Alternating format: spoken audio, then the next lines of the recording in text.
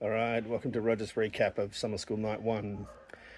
What did we find out? Well, Dan Wu knows what he's doing in preaching Proverbs. Started by saying Proverbs is a bit like Antiques Roadshow, the neglected gem, or maybe a mystery object, and that the big call in Proverbs was to point us to Jesus as God's wisdom and to transform us as a response to his grace. So a little overview on page 25, super helpful. Proverbs chapter 3, verse 3, let love and faithfulness never leave you. Bind them around your neck, write them on the tablet of your heart.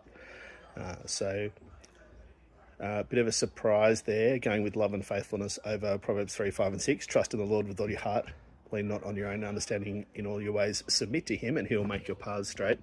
The big overview of the night, the kind of 4-part summary is wisdom is understanding how your world works, from Proverbs 1 verse 2. Secondly, you need God's wisdom to live in this world. 3, Proverbs tunes your life to God's wisdom. And fourthly, live by the fear of the Lord. That is wisdom's call.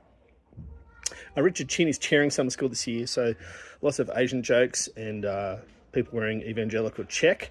Dan Wu thought it was fine to put on an Asian accent and to come up with some Confucianism, Confucius say jokes. So, that's hilarious.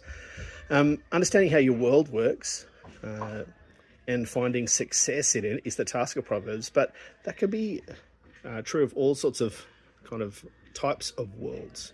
So if you're a mechanic, wisdom is knowing how cars work, and cars are your world. If you're into bread making, then finding success means working out how that world of baking works.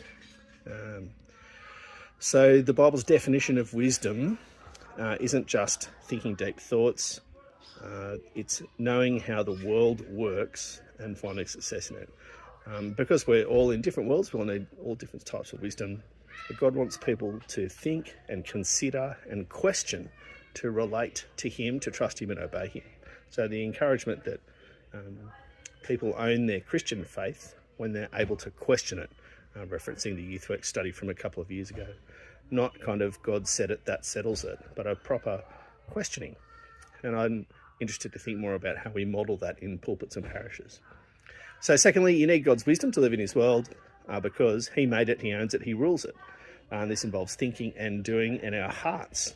As a definition of fear of the Lord, Dan went with ARTL, art, love.